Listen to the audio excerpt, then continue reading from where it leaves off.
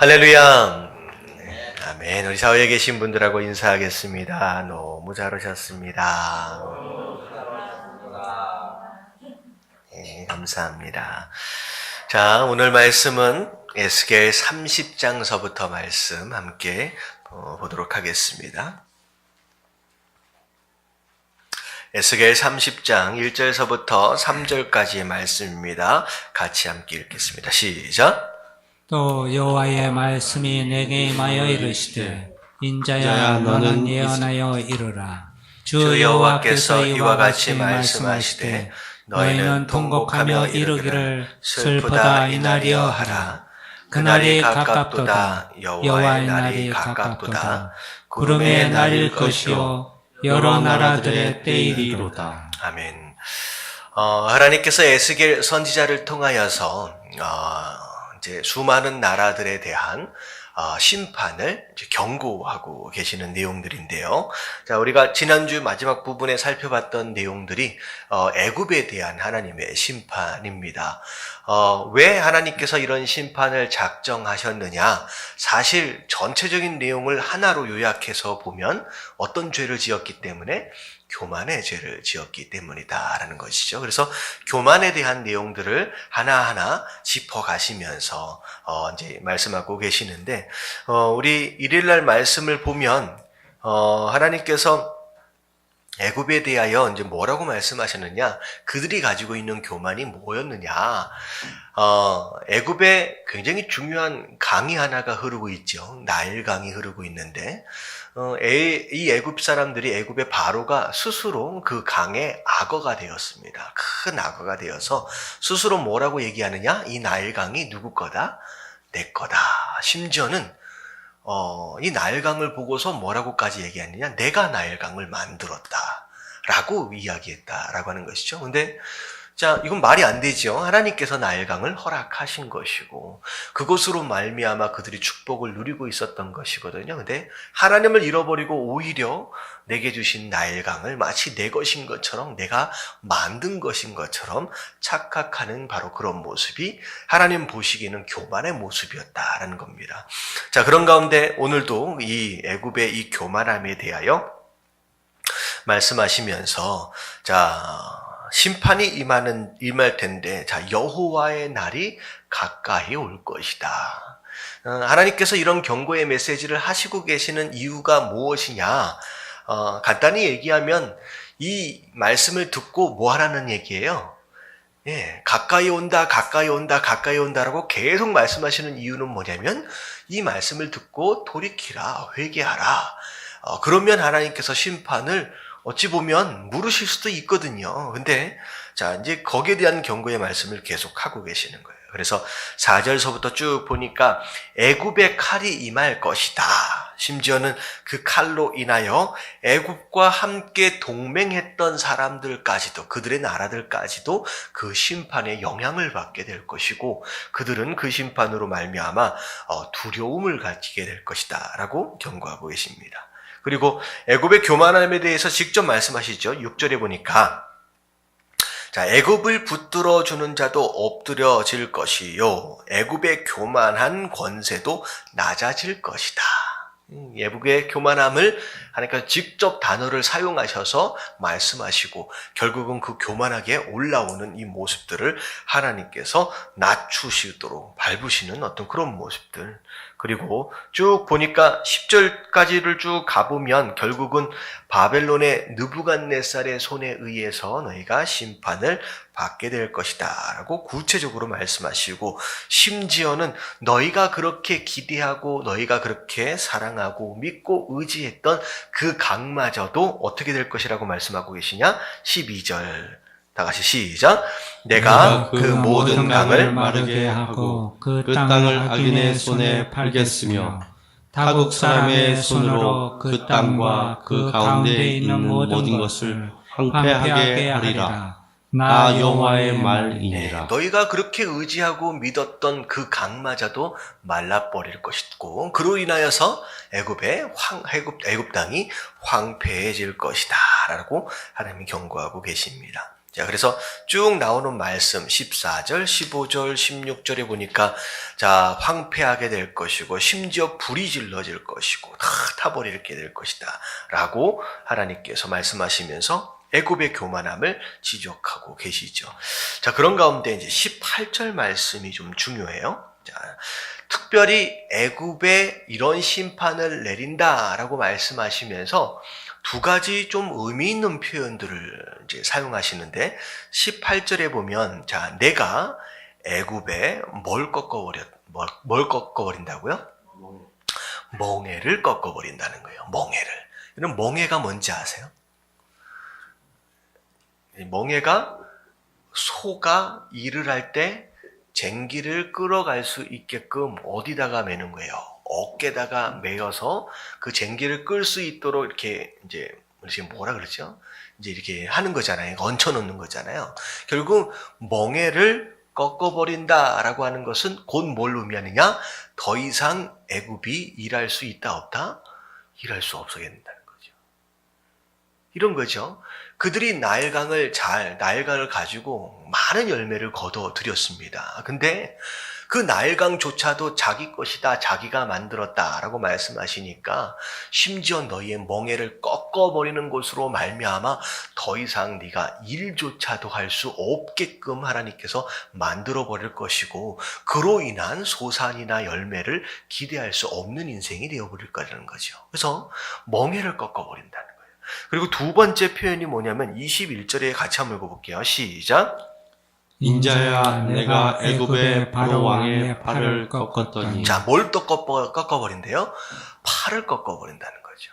그래서 어찌 보면 내가 가지고 있던 이 건강과 어찌 보면 내가 열심히 땀 흘려서 일해서 또 수고하여 벌어들인 이 모든 것들, 어찌 보면 내가 노력한 것 같고 내가 수고하여 벌어들인 내 것인 것 같지만 하나님 뭐라고 말씀하시냐? 그것조차도 네 것이 아니라는 거죠. 그래서 자, 어떻게 하겠다가 말씀하시느냐? 그 멍에마저도 그 팔마저도 내가 꺾어버려서 더 이상 네가 일조차도 하지 못하도록 만들어버릴 것이다 라는 거죠. 그래서 우리가 하나님 앞에서 내가 일할 수 있는 이 건강 허락하신 것 다 누구의 은혜예요? 하나님의 은혜다라는 거죠. 하나님의 은혜예요. 정말로 내가 아파서 내가 병들어서 내가 일하지 못하는 상황이 되어봐야 그때야 이게 하나님의 은혜였구나라고 그때야 깨닫겠느냐 아니라는 거죠. 지금 네가 건강해서 네가 네 몸을 움직여서 일할 수 있는 그런 건강이 있다라고 한다면 그것조차도 내게 은혜고 내가 주신 것임을 미리 알라는 거죠. 그래서 결국은 멍에도 팔도 꺾어버림으로 말미암아 일하지 못하는 어찌 보면 이제 그 장애인으로 아예 만들어버리겠다라고 하나님 말씀하시는 겁니다. 그래서 이런 말씀을 통하여 자 애굽이 가지고 있었던 교만함 중에 하나가 뭐냐면 자기가 가지고 있는 건강과 자기가 일할 수 있는 이것도 자기 것이라고 생각했다라고 하는 것이죠. 하나님 뭐라고 말씀하시냐? 그것도 네 것이 아니다라고 말씀하시는. 그래서 내가 수고하고 이런 모든 것들도 하나님의 은혜임을 여러분들 깨달으시게 되길 주님의 이름으로 축원합니다. 자, 그래서 팔을 꺾겠다라고 하는 내용들이 중간중간 반복되어서 나옵니다. 그래서 22절에도 나오고 24절에도 나오고 자, 그리고 나서 뒤로 좀 넘어가서 또 애굽에 대한 하나님 말씀 좀 더 보도록 하겠습니다. 자, 1절과 2절 말씀 같이 한번 볼게요. 시작. 열한째 해 셋째 달 초하루에 여호와의 말씀이 내게 임하여 이르시되 인자야 너는 애굽의 바로 왕과 그 무리에게 이르기를 내 큰 위엄을 누구에게 피하랴. 자, 애굽이 얼마나 마음으로 높아졌느냐, 내 큰 위엄을 누구와 비교해 줄까라고 얘기하면서 3절서부터는 누구와 비교하시는 장면이 나오느냐면 아수르라고 하는 나라와 비교를 하십니다. 자, 아수르라고 하는 나라는 이스라엘로 중심으로 보면 이제 북쪽에 있었던 나라죠. 이 북쪽에 있었던 나라로서 어떻게 보면 굉장히 제국의 형태를 갖추면서 한동안은 이제 큰 위험을 떨쳤던 나라입니다. 자, 그것에 대한 설명이 3절서부터 쭉 나와요. 특별히 아수르라고 하는 나라는 산들이 있었고 굉장히 좋은 나무들이 자라는 그런 동네입니다. 그래서 날씨가 약간 쌀쌀한 지방이었기 때문에 그쪽 지방에서 자라는 나무들은요, 단단하고 굉장히 좋은 나무들이라서 이제 성전을 짓는다든지 궁궐을 짓는다라고 했을 때 이제 재료들로 많이 수입해가지고 오는 그런 장소입니다. 그래서 백향목에 대한 이야기들도 나오고 이렇게 쭉 나와요. 그래서 높고 큰 나무들, 좋은 나무들이 자라는 그런 장소, 그런 나라가 아수르였다.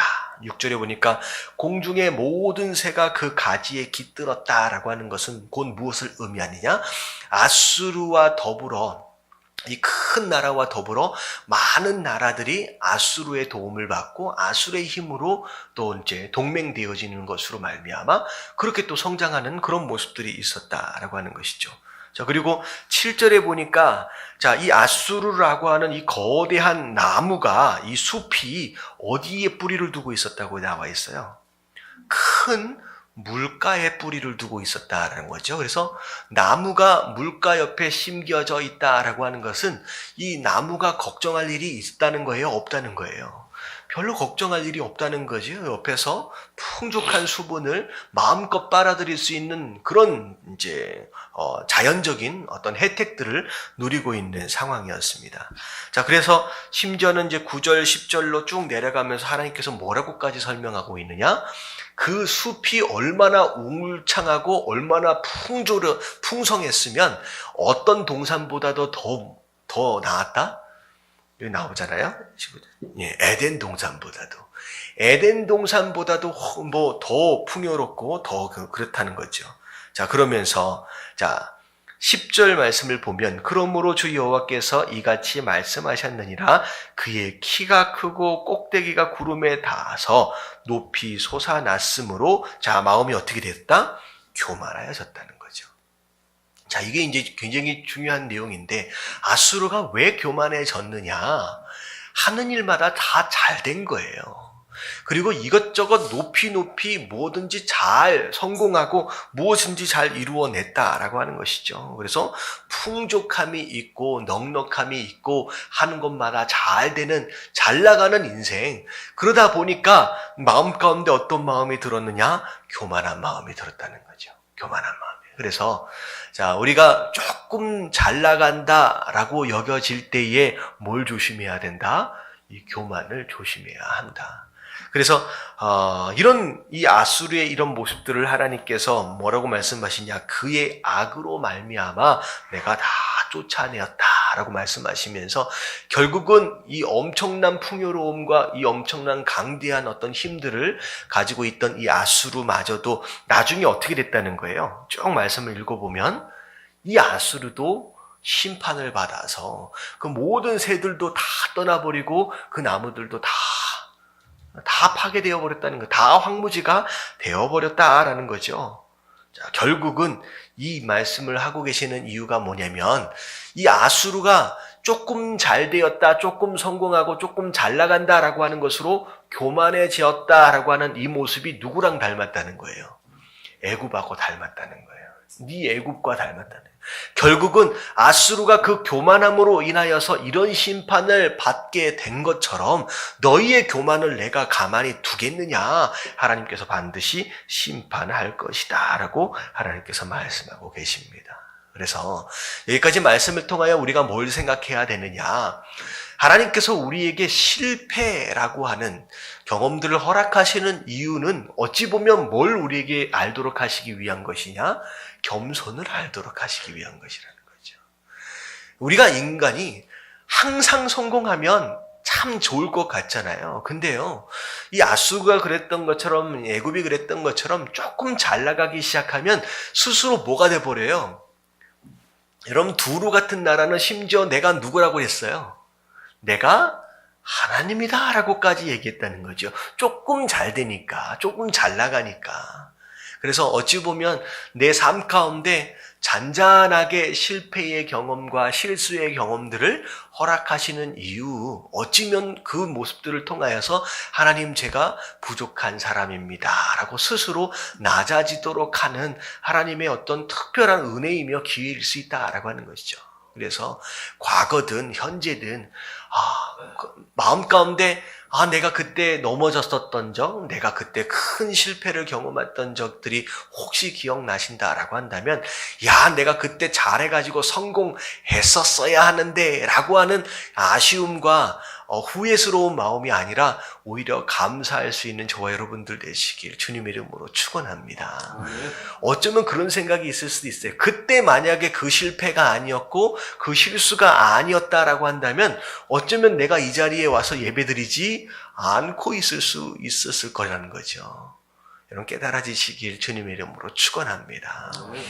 잔잔한 그런 작고 작은 그런 성공들에 너무 집착하시지 마시고 우리 인생의 큰 그림을 보실 수 있다라고 한다면 한 번 정도 쓰러지고 넘어지는 건 괜찮아요. 오히려 그게 우리 삶의 약이 될 수 있다라는 겁니다.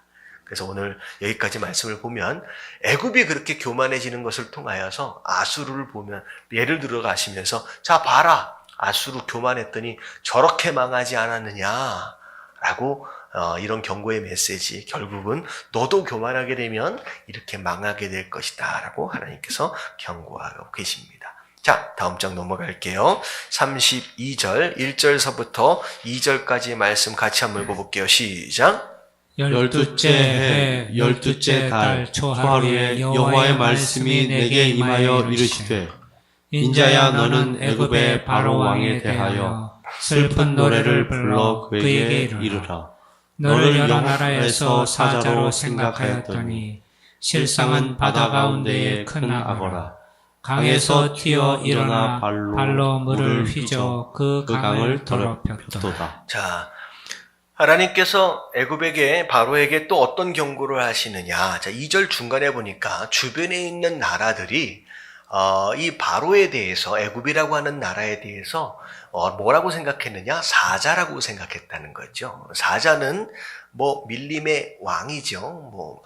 가장 무서운 맹수들 가운데 하나입니다. 그래서 특별히 이 사자 같은 이제 동물들은 다른 맹수에 비해서 조금 이제 근엄하고 위험이 조금 있는 어떤 그런 동물이잖아요. 그래서 주변에 있는 나라들이 사자 같은 모습으로 그 위험 가운데 두려워하는 그런 존재였습니다. 근데 하나님 보시기에는 그냥 큰 악어라는 거예요. 큰 악어라는 거예요. 근데 이 악어가 강에서 뭐 했대요?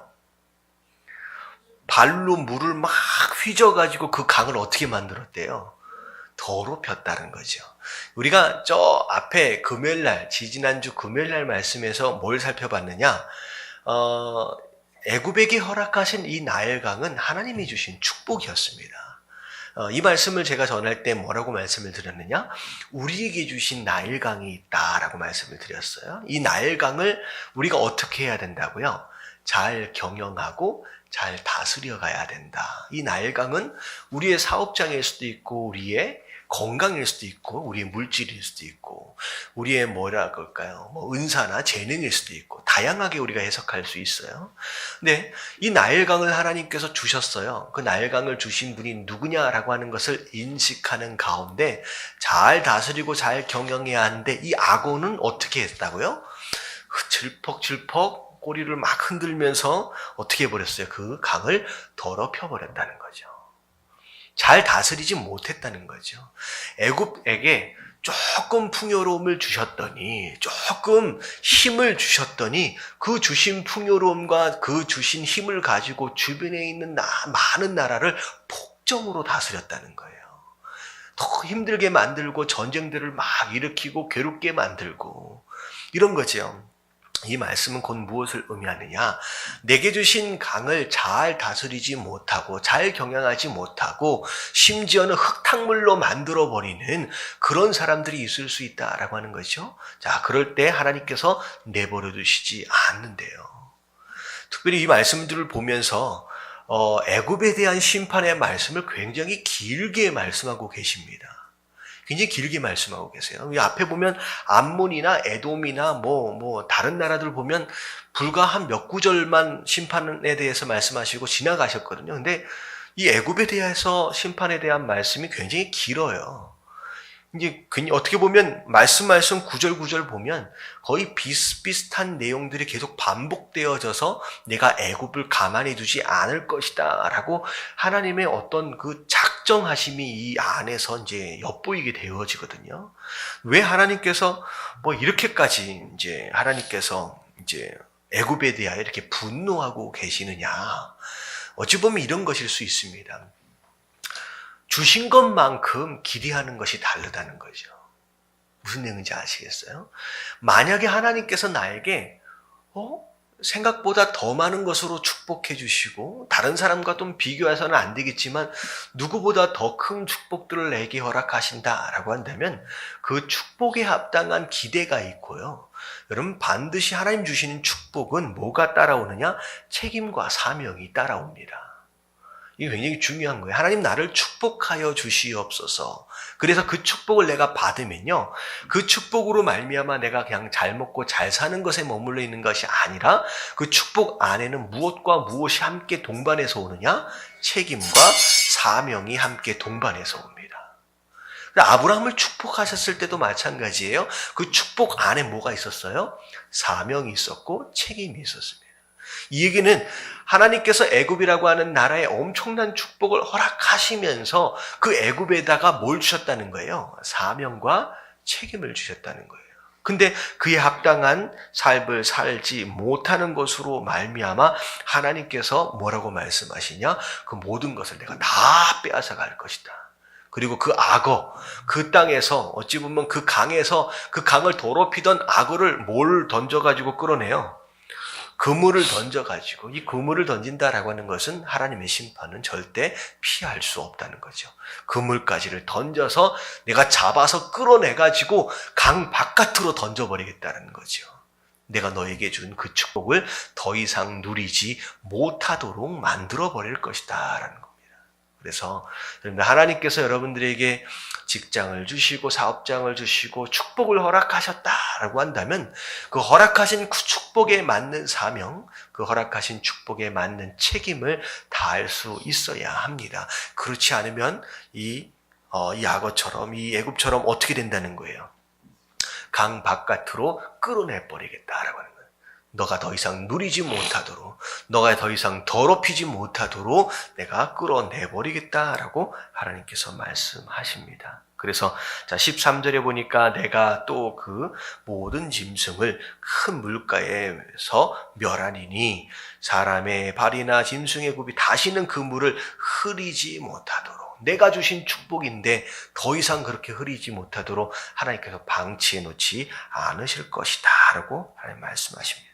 그래서 여기까지 말씀, 내게 주신 나의 강, 내가 질퍽질퍽 흐려버리는 그런 삶이 아니라 주신 축복들을 잘 관리하고 잘 경영하고 다스림으로 말미암아 주신 축복에 합당한 사명, 책임을 다할 수 있는 저와 여러분들 되시길 주님의 이름으로 축원합니다. 아멘. 17절서부터 19절까지 말씀 같이 읽겠습니다. 시작. 12째 해 어느 달 15째 날에 여호와의 말씀이 내게 임하여 이르시되 인자야 애굽의 무리를 위하여 슬피 울고 그와 유명한 나라의 여자들을 구덩이에 내려가는 자와 함께 지하에 던지며 이르라 너의 아름다움이 어떤 사람들보다도 뛰어나도다. 너는 내려가서 할례를 받지 아니한 자와 함께 누울지어다. 17절부터 32절까지를 쭉 읽어 내려가다 보면 이것도 마찬가지로 애굽에 대한 심판의 말씀이에요. 쭉 내려가다 보면 반복적으로 표현되어지는 구절들이 두 구절이 있습니다. 그러니까 이 말씀을 굉장히 깊게 묵상해 보신 분들은 이 말씀이 전에도 없었어요. 후에도 없고 이 구간 안에서만 계속 반복돼요. 자, 이게 두 표현인데요. 첫 번째는 할례 받지 아니한 자라고 하는 표현이 굉장히 자주 반복이 됩니다. 자, 그리고 두 번째 자주 표현되어지는 이제 표현이 뭐냐면 어디 나와 있냐면요. 24절 뒤에 부분에 보면 그들이 생존하는 사람들의 세상에서 두렵게 하였으나, 이 구절이 계속 반복돼요. 한 서너 차례 이상 이 짧은 구절 안에서 반복이 됩니다.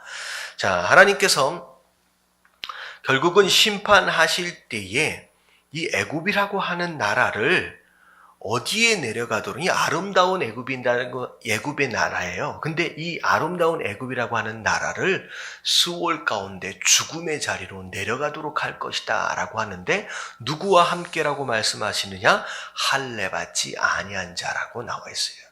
할례 받지 아니한 자라고 하는 것은 무슨 의미냐?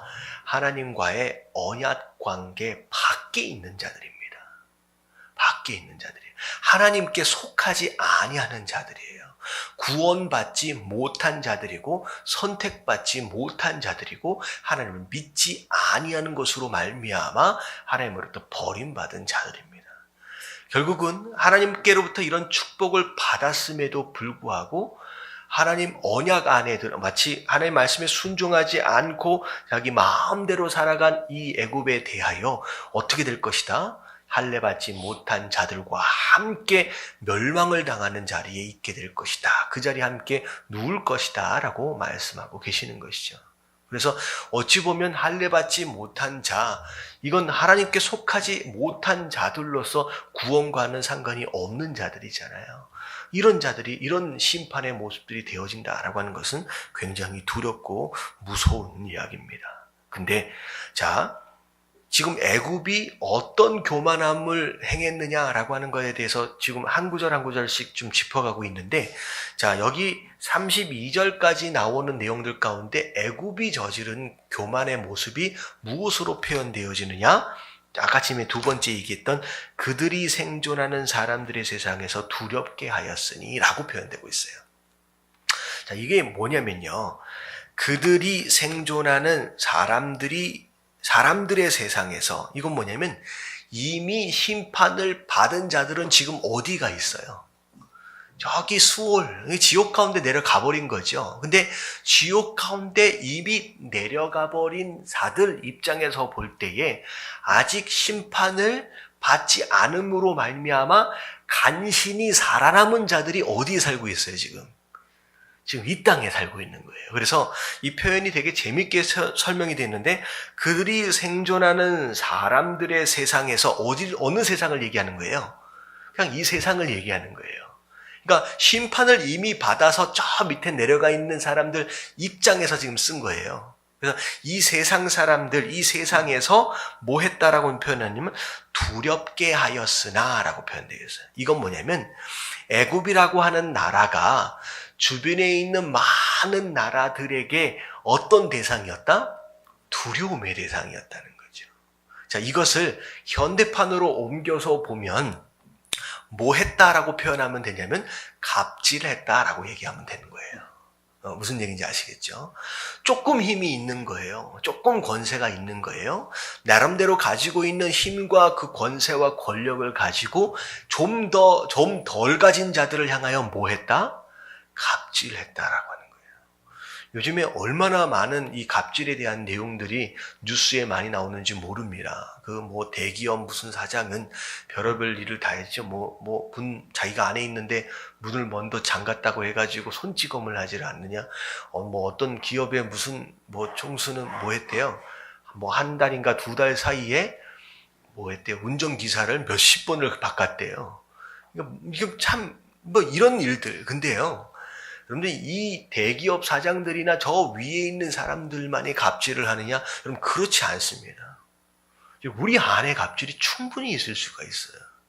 그러니까 저 위에 사람들은 어찌 보면 그들이 가지고 있는 그들의 권력을 가지고 갑질을 하는 것이고, 우리네들은 우리가 가지고 있는 요만큼의 권력을 가지고 또 갑질을 해요. 여러분들 갑질의 대표적인 장소가 군대잖아요. 조금 먼저 들어왔다고, 사실 제가 군대 들어가 보니까 일주일 차이밖에 안 나요. 기수도 딱 한 기수 차이인데도 엄청 갈구더라고요. 이제 갈군다라고 하는 표현 무슨 얘기인지 아시겠죠? 제가 어떤 경우를 봤냐면 저 이마트에서 장을 보고 나오는데요. 카트에다가 이렇게 싣고서 나오는데 아르바이트생들이에요. 근데 한 이제 청년이 뭐 대봤자 20살 초반 정도 되어 보이는데 아마 조금 더 일찍 들어온 것 같아요. 근데 조금 더 늦게 들어온 사람이 조금 어리버리한 것 같아. 그랬더니만 제가 이제 고객인데 옆에 지나가고 있는데 얼마나 조금 늦게 들어오는 얘를 향하여 얼마나 갈구는지, 야 빨리 안 움직이냐 하면서 하는데, 야 저 위에 사람 욕할 게 없어요. 무슨 얘기인지 아시겠죠? 자기가 가지고 있는 요 조금의 선배되어짐, 이 조금의 이 권력을 가지고 얼마나 밑에 사람들을 괴롭히고 얼마나 우습게 여기고 그렇게 갈구는지. 여러분, 이게 남의 모습이라고 얘기하지 못할 것이라는 거죠. 저는 참 안타까운 게 뭐냐면 한국 땅에 들어와 있는 외국인 근로자들, 여러분들 이거는요 말도 안 되는 얘기예요. 미국에서 한국 사람들이 인종차별 받는다라고 얘기하잖아요.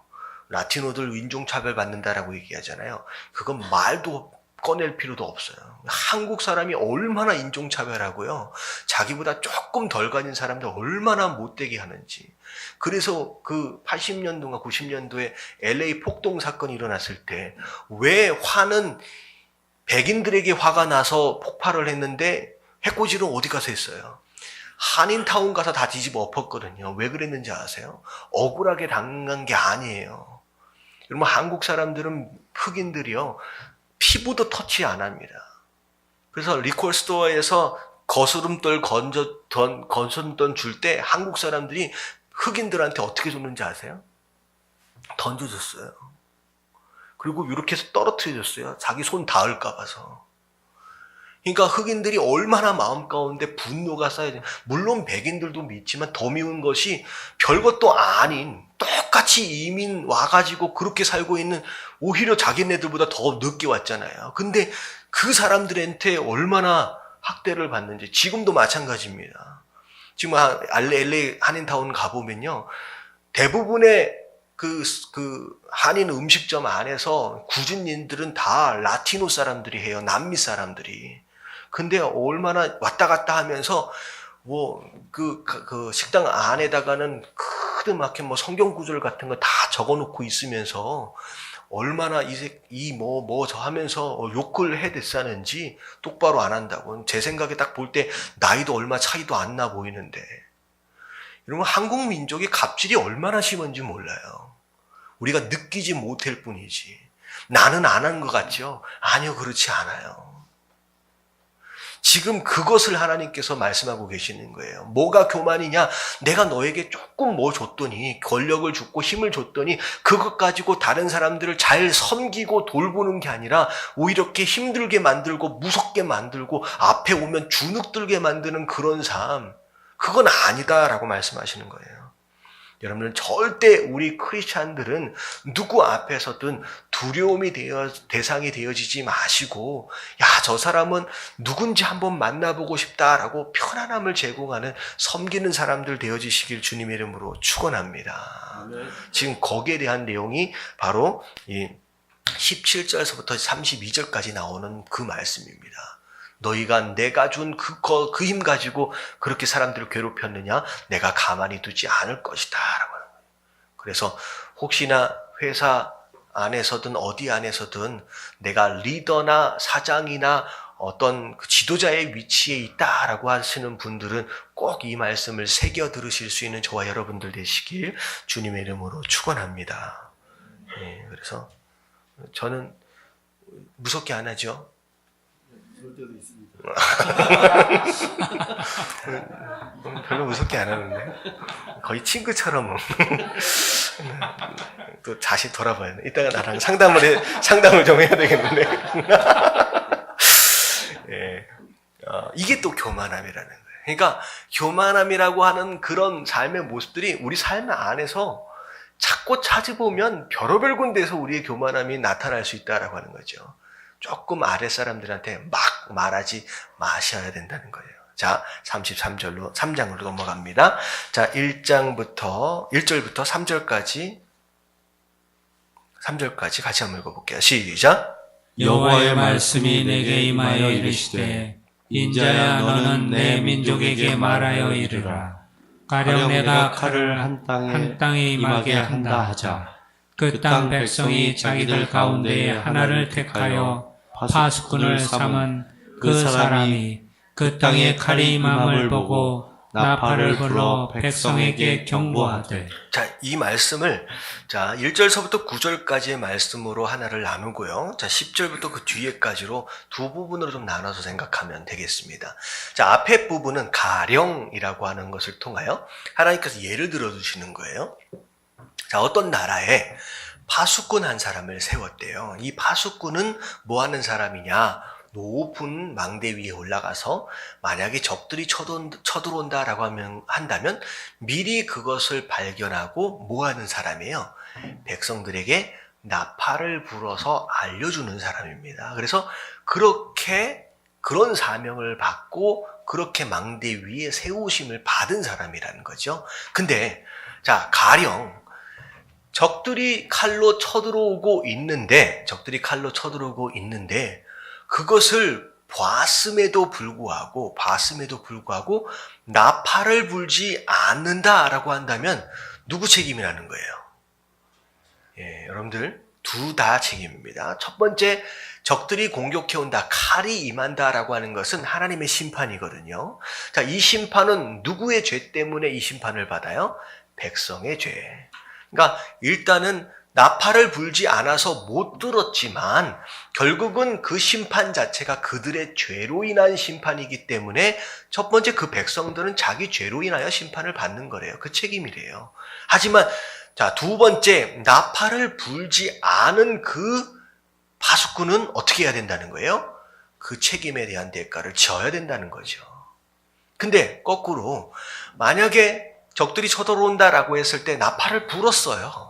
자, 불었음에도 불구하고 듣지 않는 것으로 말미암아 그 칼을 받으면 누구 책임이라는 거예요? 백성의 책임이라는 거예요. 듣지 않은 백성의 책임이라는 거죠. 자, 그 대신 나팔을 분 파수꾼은 책임이 있어요, 없어요? 없다는 거죠. 자, 이 얘기를 왜 하시느냐?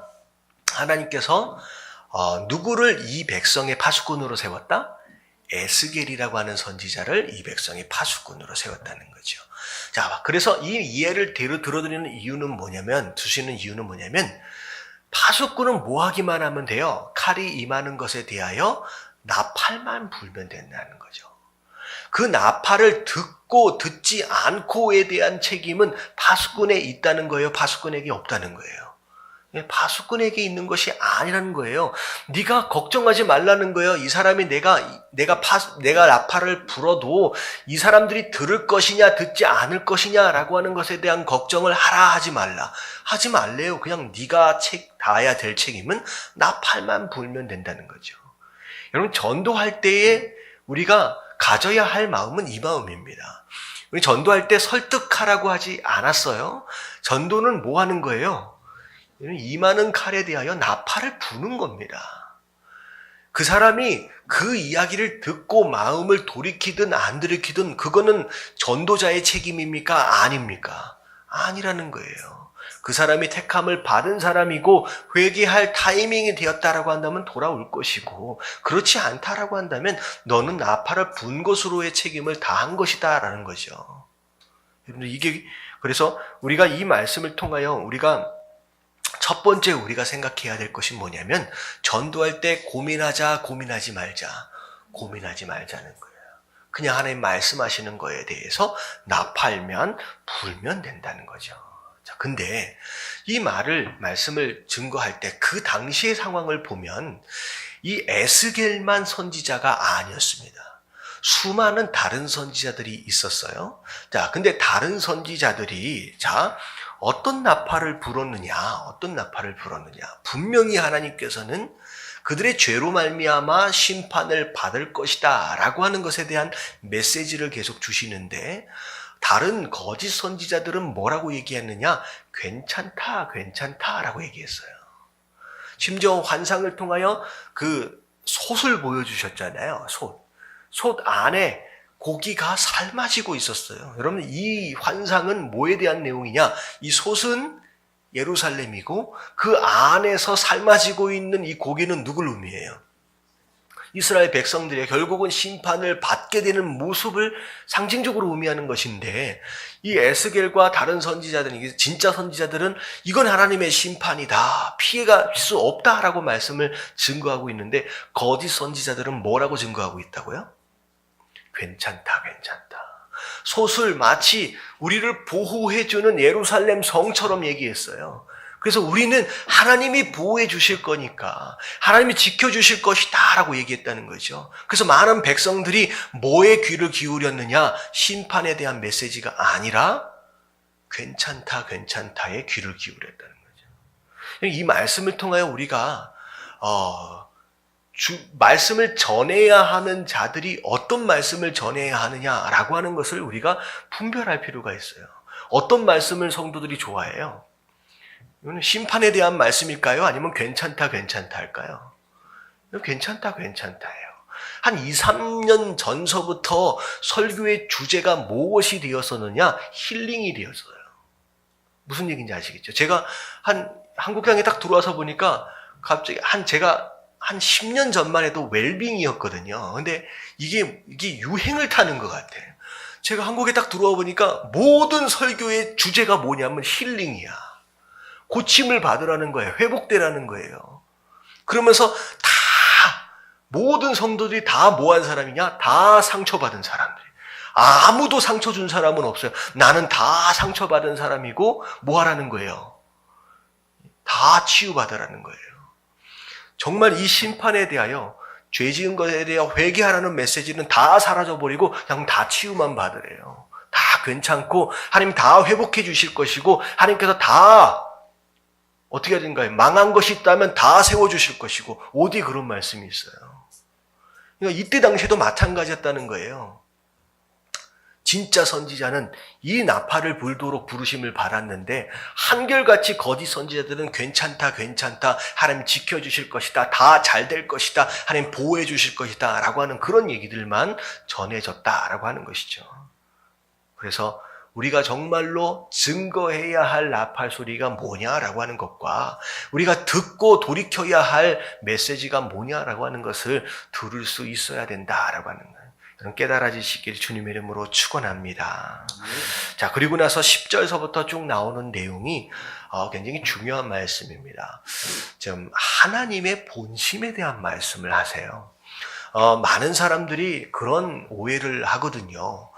왜 하나님이 지옥을 만들어서 사람들을 왜 지옥에다 갖다가 다 보낼까? 하나님 안 믿는다고 해서, 하나님 교회 안 다닌다고 해가지고 지옥에다가 다 갖다 데려다가 넣는 그런 하나님은 사랑의 하나님이 아니다라고 이런 얘기들을 하잖아요. 사실 하나님은 그런 마음이 아니에요. 자, 보세요. 11절 말씀 같이 한번 읽어볼게요. 다 같이 시작. 너는 그들에게 말하라. 주 여호와의 말씀이니라. 나의 삶을 두고 맹세하노니 나는 악인이 죽는 것을 기뻐하지 아니하고 악인이 그의 길에서 돌이켜 떠나 사는 것을 기뻐하노라. 이스라엘 족속아 돌이키고 돌이키라. 너희 악한 길에서 떠나라. 어찌 죽고자 하느냐 하셨다 하라. 하나님께서는 악인이 죽는 것, 악인이 멸망당하는 것을 기뻐하신다, 기뻐하시지 않는다. 하나님이 원하시는 건 그게 아니라는 거죠. 인생들이 지옥 가는 걸 하나님께서 원하시는 게 아니라는 거예요. 사람들이 오해한다는 거죠. 하나님은 지금 이 심판에 대한 말씀을 하시는 이유가 뭐냐면, 너희가 죄를 지었으니까 심판받아라 라고 하면서 심판받는 악인들의 모습을 보시면서 기뻐하시는 그런 분이 아니라는 거예요. 그런 분이. 무자비한 그런 분이 아니라는 거예요.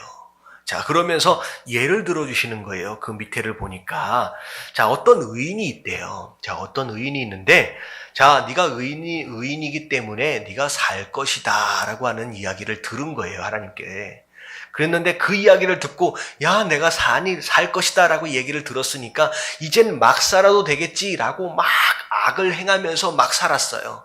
자, 그랬더니 비록 살 것이다 라고 예언은 들었지만 그 예언이 어떻게 된다는 거예요? 이루어져요? 안 이루어져요? 안 이루어진대요. 오히려 너의 악으로 말미암아 너의 의로운 행동들은 다 잊혀져 버릴 거라는 거죠. 네가 어떻게 살았느냐, 예언과는 상관이 없이 네가 어떻게 살았느냐라고 하는 것으로 인하여 심판을 받게 될 것이다 말씀하시는 거예요. 근데 사실 이 말씀보다 더 중요한 말씀은 그 뒤의 말씀이죠. 네가 악인이었어요. 악인이기 때문에 너가 반드시 죽을 것이다. 너는 심판을 받을 것이다. 라고 경고를 받은 거예요. 예언을 받은 거예요. 근데 그 이야기를 듣고 내가 잘못했구나 라고 돌이키고 회개를 하면 심판을 받아요? 안 받아요? 하나님께서 안 받도록 하신다는 거예요. 네가 살 것이다 라고 말씀하시는 거예요. 대표적인 예가 어디 나와요? 구약 성경에 요나에서에 나오잖아요. 아수르의 수도 니누에서 그 왕서부터 심판에 대한 경고를 듣고 다 회개했어요. 잿더미에 앉아서 옷을 찢으며 회개했어요. 그랬더니 분명히 심판에 대한 경고를 받았음에도 불구하고 그 심판이 넘어가는 거예요. 지나가는 거예요. 이 얘기는 뭐냐면 이 예언되어짐이라고 하는 것은 운명하고는 다른 얘기입니다. 마치 내가 무엇인가를 해서 이젠 내가 구원받았으니까 아무렇게나 살아도 되지, 이게 아니라는 거예요. 그런 예언이 있다라고 할지라도, 그런 메시지가, 그런 경고가 있다라고 할지라도 내가 그 이후에 내가 어떻게 살았느냐로 인하여 내가 다시 평가받게 될 것이라는 거죠. 그게 마지막 절에 나와 있어요. 20절 같이 한번 읽어볼게요. 자, 20절 시작. 그러나 너희가 이르기를 주의 길이 바르지 아니하다 하는도다. 이스라엘 족속아, 나는 너희가 각기 행한 대로 심판하리라. 자, 뭐한 대로 심판하리라? 행한 대로 심판하리라. 네가 어떻게 살았느냐라고 하는 것을 가지고 내가 심판할 것이다 라고 하나님 말씀하고 계시는 거예요. 자, 그래서 지금 이 얘기는 뭐냐면, 사실 본질은 뭐냐면, 지금 예굽에 대해서도 두루에 대해서도 그리고 유다에 대해서도 이런 심판의 경고를 계속하고 계시지만 하나님께서는 심판하시고 싶다는 거예요? 심판하고 싶지 않다는 거예요? 하고 싶지 않다는 거예요. 그래서 어찌 보면 출애굽기에 나와 있는 그 모세의 중보기도처럼 이런 거예요. 제발 누군가 나를 말려줬으면 하는 게 하나님 본심이에요. 그게 중보기도거든요. 사실 이 상황 가운데서 마땅히 심판받아야 마땅하지만 네가 좀 제발 회개하는 것으로 말미암아 내가 제발 심판하지 않도록 나를 좀 말려다오라고 하는 것이 어찌 보면 하나님의 본심이다라는 거예요. 여러분, 악인이다라고 할지라도 죽고 멸망당하는 게 원하시는 것이 하나님의 본심이 아니다라는 거. 그래서 이런 메시지들이 우리 삶 가운데 들려질 때 우리가 어떻게 하면 된다? 빨리 돌이켜 회개함으로 말미암아 그 심판을 피할 수 있게 되기를 주님의 이름으로 축원합니다. 자, 그래서 여기까지 또 넘어갈게요. 자, 21절서부터 22절까지 같이 말씀 읽겠습니다. 시작. 우리가 사로잡힌 지 12째 해 10째 달 5째 날에 예루살렘에서부터 도망하여 온 자가 내게 나와 말하기를 그 성이 함락되었다 하였는데, 그 도망한 자가 내게 나오기 전날 저녁에 여호와의 손이 내게 임하여 내 입을 여시더니, 다음 아침 그 사람이 내게 나올 그때 내 입이 열리기로 내가 다시는 잠잠하지 아니하였노라. 네, 하나님께서 이 에스겔에게 내가 너를 파수꾼으로 세웠다라고 말씀하셨잖아요. 그래서 어찌 보면 이 말씀은 예루살렘이 함락되어진 그 이후서부터 이 에스겔이 뭐 하기로 작정했다는 거예요? 그 나팔 불기를 멈추지 않기로 작정했다라고 하는 것입니다. 그래서 내가 증거해야 할 이 말씀을 내가 입을 다무는 것으로 말미암아 내 백성들이 더 늦게 회개하게 되면 누구 책임이가 되는 거예요? 자기 책임이 되니까 내가 이 나팔 부는 것을 멈추지 않겠다라고 얘기하는 거예요. 근데 자 23절서부터 나오는 내용이 하나님 뭐라고 말씀하시느냐? 이스라엘 백성들 사이에는 이상한 믿음이 있었어요. 이상한 믿음. 자, 이게 무슨 믿음이냐면요. 하나님께서는 아브라함 오로지 딱 한 사람을 위해서 이 가나안 땅을 예비해 주셨다는 거죠. 그런데 정말로 그 한 사람을 위해서 이 가나안 땅을 준비하시고 예비해 주셨다라고 한다면 우리는 아브라함 한 사람에 비해서 엄청나게 많잖아요. 숫자가. 그렇다라고 한다면 우리가 정말로 바라고 원한다라고 한다면 아브라함 하나를 위해서 이 가나안 땅을 예비해 주신 하나님께서 이 땅을 우리에게 주시지 않겠느냐라는 거죠. 우리가 민주주의 사회를 살다 보니까 마치 다수결이 진리인 것처럼 착각하는 경우가 있어요. 많은 사람들이 그렇게 생각한다라고 한다면 그것이 마치 옳은 것처럼. 여러분들, 그래서 한국 무슨 표현 중에 이런 표현이 있잖아요. 민심이 마치 천심인 것처럼. 여러분, 근데 성경을 자세히 들여다보면 그 어떤 시대도 민심이 천심이었던 적은 한 번도 없습니다. 언제나 민심은 뭐였어요? 하나님에 대하여 거역하는 쪽에 서 있었어요. 이 민심은 이런 거예요. 어디서 누가 더 공짜 준다 그러면 다 좋아하는 거예요. 어디서 무엇을 어떻게 준다라고 하면 다 좋아하는 거예요. 민심은 그런 겁니다. 근데 마치 이 사람들이, 이 이스라엘 백성들 또한 생각하는 게 뭐냐면 우리가 이렇게 많은데 이렇게 우리가 간구하고 이렇게 바란다라고 한다면 한 사람을 위해서 준비하신 그 가나안 땅 우리에게 주시지 않겠느냐라고 얘기하는 거예요. 그러면 이것은 아니라는 거죠. 이건 아니라는 거예요. 그러면서 25절에 하나님 뭐라고 말씀하시느냐? 네가 아브라함 자손이다라고 하는 것으로 말미암아 이 축복을 누리고 말고 하는 것이 아니라는 거예요. 네가 숫자가 많고 적음을 따라서 축복을 누리고 말고가 아니라 너에게 축복을 주는 것은 너희가 어떻게 살았느냐라는 거죠. 그래서 25절서부터 나오는 내용은 너희가 어떻게 살았느냐라고 하는 것을 하나님께서 짚어가시는 거예요. 보니까 너희가 고기를 피채 먹으며 하나님께서 하지 말라고 하는 것을 굳이 그것을 해내고 먹었던 사람들이라는 거죠. 불순종하면서 우상들에게 눈을 들며 피를 흘리니 하나님 섬기지 말라 한 그 우상들을 섬겼던 너의 모습 생각하지 않느냐? 칼을 믿었다라고 하는 것은 하나님을 믿지 않고 그들이 나름대로의 군사력을 믿었어요. 가증한 일을 행하고 심지어는 도덕적으로, 윤리적으로, 성적으로 타락한 그런 모습의 삶을 네 마음대로 살고 있으면서 내가 교회를 다니니까, 우리 어머니가 권사님이시니까, 내가 교회를 20년, 30년을 다녔고 내가 직분이 뭐니까 라고 하는 것을 가지고 당연히 나에게 하나님은 나를 지켜주시는 게 맞고 하나님 나를 보호해 주시는 게 맞고 하나님 나를 당연히 축복하시는 것이 맞는 것처럼 생각하는 착각, 하나님 이건 착각이라고 말씀하시는 거예요. 무엇을 따라 복을 누리는 거예요? 네가 지금 말씀에 대하여 어떻게 살았느냐라고 하는 너의 삶을 통하여 복을 누리는 것이지, 네가 어디 출신이고 네가 누구 아들이고 네가 직분이 뭐고 네가 교회를 얼마나 다녔고 그것을 따라서 복을 누리는 것이 절대 아니다라고 하나님 말씀하고 계십니다. 결국은 나중에 어떻게 된대요? 자, 27절 같이 한번 읽어볼게요. 시작.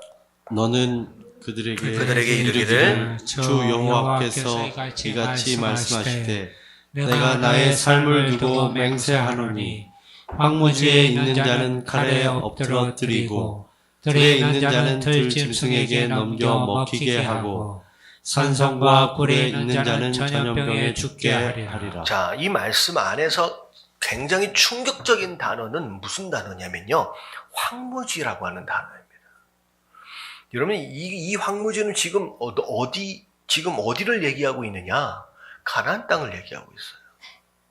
가나안 땅 안에서 이 바벨론 느부갓네살 왕이 군대를 가지고 쳐들어오는 것으로 말미암아 대부분의 많은 사람들이 뭐에 쓰러질 것이라는 거예요? 칼에 쓰러질 거래요. 근데 그 칼을 간신히 피해 가지고 들로 도망친 자들은 어떻게 죽는다? 예? 들짐승의 먹이가 돼버릴 거예요. 근데 그 들짐승마저도 간신히 피해서 동굴로 숨은 사람들은 뭐에 죽을 것이다? 전염병으로 죽을 것이다. 피할 수 있다는 거예요, 없다는 거예요? 그냥 이렇게 다 죽는다는 거죠. 근데 그 땅에 대하여, 그 땅이 가나안 땅이었고 얼마 전까지만 해도 축복의 땅이고 젖과 꿀이 흐르는 그런 땅이었음에도 불구하고 그 땅을 지금 하나님께서 뭐라고 부르세요? 황무지라고 부르고 계시나요? 축복의 땅이었어요. 근데 하나님을 그들이 떠나버리고 그 땅에서 하나님이 떠나버리시니까 그 땅이 어떻게 된다? 황무지가 된다. 여러분 김포 와서 보니까 확실히 녹본동보다는 깨끗하고 조금 더 살기가 좋은 땅 같아 보입니다. 근데 여러분 아무리 잘 정리되어지고 잘 정돈되어져서 아름답게 세워져가는 이 신도시다라고 할지라도 이 장소에 하나님이 계시지 않고 우리가 그 하나님을 떠나버리면 이 장소는 더 이상 축복의 땅이 아니라는 거예요. 뭐가 된다는 거예요? 황무지가 된다는 거예요. 여러분 이 땅을, 이 김포 땅을 축복의 땅으로 누리시길 원하신다라고 한다면 반드시 여기에 누가 계셔야 된다? 하나님 계셔야 됩니다. 그 하나님과 더불어 살아갈 수 있는 저와 여러분들 되시길 주님의 이름으로 축원합니다. 그래서 제가 자주 말씀드리는 내용들 가운데 하나가 뭐냐면 땅이 사람에게 복을 주는 게 아니라고 말씀을 드렸죠. 누가 복을 받는 거예요? 여러분 땅이 사람으로 인하여 복을 받는 거예요. 사람으로 인하여 복을 받는 겁니다. 자, 그러면서 30절에 보니까 자 30절 한번 읽어볼게요. 시작. 인자야 내 민족이 담 곁에서와 지문에서 너에 대하여 말하며 각각 그 형제와 더불어 말하여 이르기를 자 가서 여호와께로부터 무슨 말씀이 나오는가 들어보자 하고. 자, 이 30절의 말씀을 읽으면서 하나님의 말씀을 들으러 나오는 그의 백성들의 태도와 마음의 상태, 뉘앙스가 어떤 느낌인 것 같아요?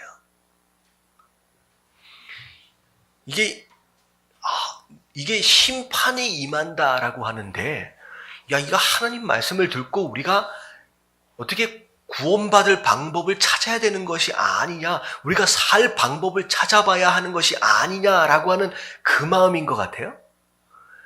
아니잖아요. 딱 읽어보는 순간 도대체 하나님은 뭐라고 얘기하는지 드러나 보자라고 하는 마치 뭐 하는 마음이에요? 호기심에 나오는 말이에요. 자, 저 선지자가 에스겔이 뭐 하나님 말씀을 전한다라고 얘기를 하는데 뭐라고 얘기하는지 가서 드러나 보자라고 하는 마음. 이 마음은 하나님 말씀을 듣는 마음이 아니라는 거예요.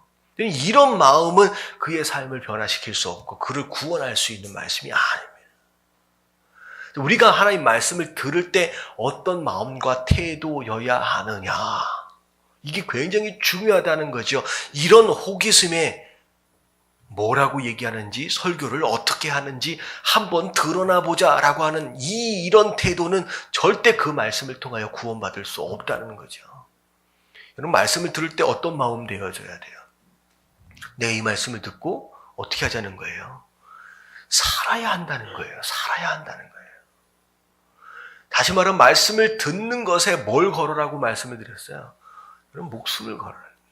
내 이 말씀을 내가 놓치면 지금 하나님께서 뭐라고 말씀하시는지 이 말씀을 내가 놓치면 뭐 할 수도 있다. 내가 죽을 수도 있다라고 하는 그 위기감에 간절한 마음에 그렇게 말씀을 붙들 수 있는 그런 태도가 되어져야 된다는 거예요. 근데 이 사람들은 호기심이 나왔어요. 뭐라고 얘기하는지, 뭐라고 설교하는지 한번 드러나 보자. 그랬더니 결국은 그 호기심에 듣는 그 마음은 결국은 행동으로 옮겨지지 못한다는 거예요. 자, 보세요. 백성이 모이는 것 같이 내게 나오며. 그러니까 모였다라고 얘기하지 않아요. 모이는 것 같다라고 얘기하는. 그건 하나님 모인 것이라고 얘기하지도 않는 거예요. 내 백성처럼 내 앞에 앉아서. 백성이라고 얘기했어요? 백성처럼이라고 얘기했어요? 여러분 처럼이라는 얘기예요. 여러분 이거 같이라고 하는 것과 처럼이라고 하는 얘기는 여러분들 바꿔서 얘기하면 뭐라는 얘기냐? 가짜라는 얘기예요. 모인 것 같이 이것은 볼 때는 모인 것 같지만 모인 것이 아니라는 거예요. 그건 교회가 아니라는 거예요. 하나님 백성처럼, 이건 하나님 백성처럼 보이지만 백성이 아니라는, 가짜라는 얘기예요. 그랬더니 결국은 어떻게 해요? 내 앞에 앉아서 내 말을 들으나. 잠깐만요. 31절에 보면. 자, 내 말을 들으나 라고 했을 때 여러분들 이 듣는다라고 하는 단어를 영어로 뭐라고 썼는지 한번 보세요. 영어 단어를 뭘로 썼어요? Hear이라고 썼어요. Hear your word라고 썼어요. 여러분, 하나님 말씀을 듣는다라고 했을 때, 여러분, 듣는다라고 했을 때는 그 듣는다라고 하는 단어를 hear이라고 하는 단어를 쓰지 않습니다. 무슨 단어를 쓰는지 아세요? listen이라고 하는 단어를 씁니다.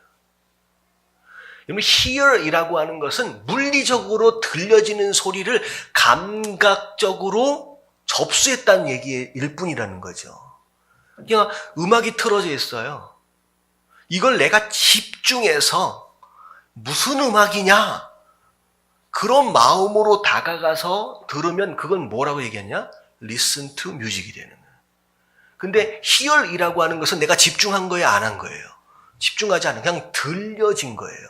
하나님 말씀이 그렇게 들려졌다라고 하는 것은 결국은 뭐 했다는 거예요? 그대로 행하지 않은, 행동으로 옮겨질 수 없는 그런 삶이에요. 이는 그 입에서 사랑을 나타내어도 마음으로는 이익을 따른다, 자기 욕심을 따라 움직이는 사람들이다라는 거죠. 아무리 얘기해도 들려지기는 하는 것 같지만 히어링에 멈추는 모습, 리슨하지 않는 그런 삶은 결국은 행동으로 또 옮겨지지 못하는 거.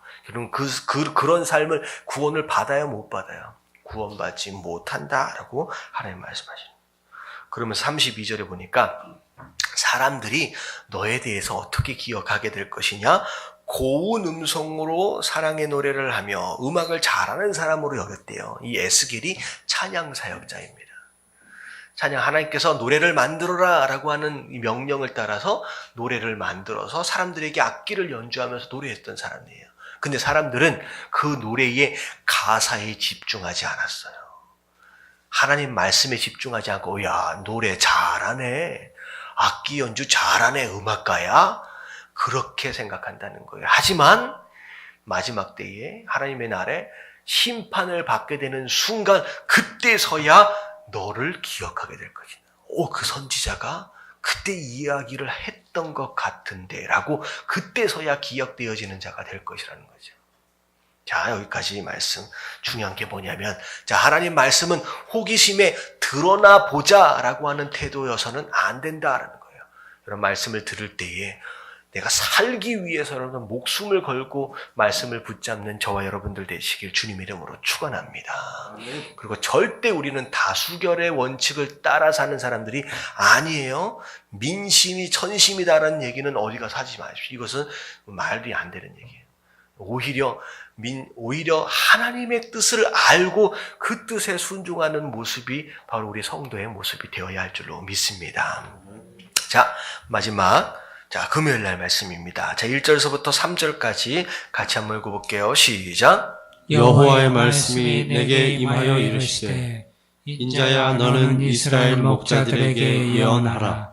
그들 곧 목자들에게 예언하여 이르기를, 주 여호와께서 이같이 말씀하시되, 자기만 먹는 이스라엘 목자들은 화 있을진저, 목자들이 양떼를 먹이는 것이 마땅하지 아니하냐.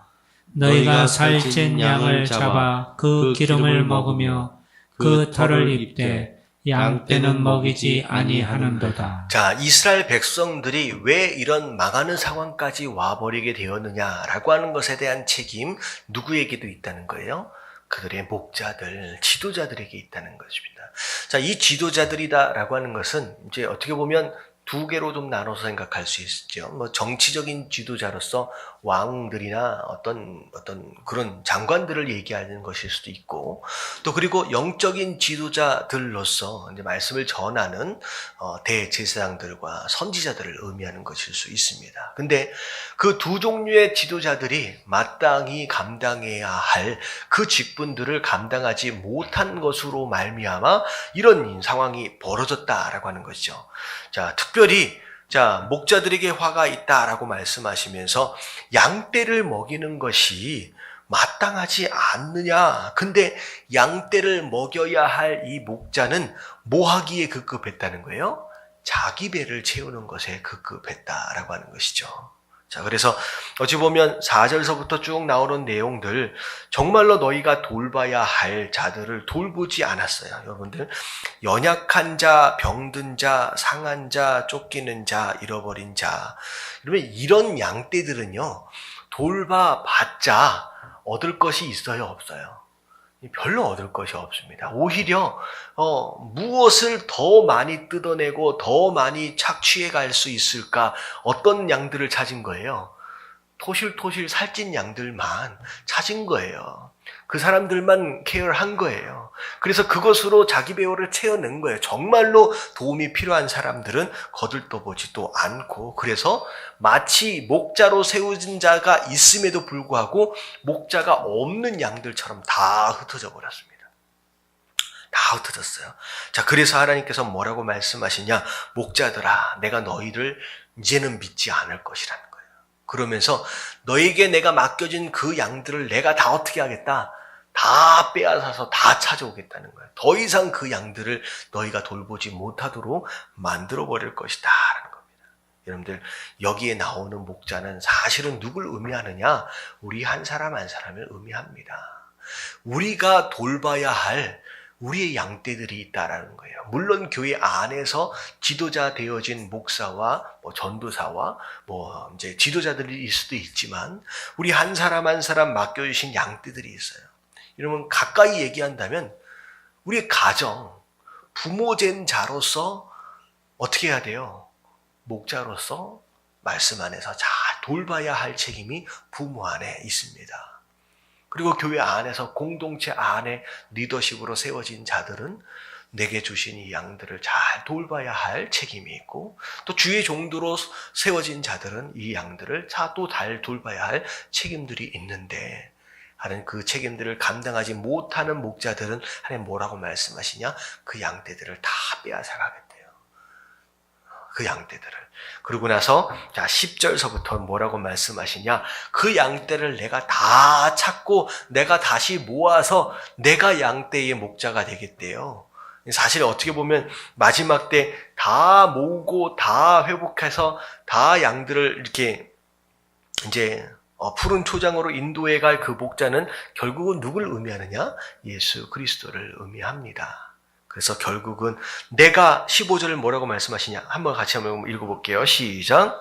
내가 친히 내 양의 목자가 되어 그것들을 누워있게 할지라. 주 여호와의 말씀이니라. 그래서 하나님께서 직접 내가 내 양떼들을 돌볼 것이다 라고 말씀하십니다. 그래서 내 양떼 된 자들로 하여금 진정한 쉼을 누리도록 할 것이고 진정한 만족을 누리도록 할 것이다. 그리고 내가 진정한 평안을 누리도록 할 것이다 라고 하나님께서 약속하고 계십니다. 자, 우리의 목자가 누구 되세요? 예수 그리스도, 우리 하나님이 우리의 목자가 되십니다. 그래서 시편에 그런 고백을 하잖아요. 여호와는 나의 목자시니 내가 부족함이 없으리로다. 우리의 목자가 예수 그리스도가 되신다고 한다면 내 삶 가운데 부족함이 있어요, 없어요? 없죠. 정말 부족함이 없으십니까? 정말 부족함이 하나도 없어요. 이런 거예요. 분명히 하나님은 나의 목자인데 왜 나는 이렇게 부족함이 이렇게 많을까? 이런 고민을 할 수 있거든요. 근데 이런 말씀을 읽으면서 제가 무슨 생각을 했냐면, 분명히 하나님 말씀에 여호와가 나의 목자라고 한다면 우리가 부족함이 없는 게 맞는 거예요. 근데 아직도 내 삶 가운데 부족함이 남겨져 있다라고 한다면 둘 중에 하나예요. 여호와가 내 목자가 아니든지 아니면 내가 온전한 그의 양이 되어 있지 못하든지 둘 중에 하나입니다.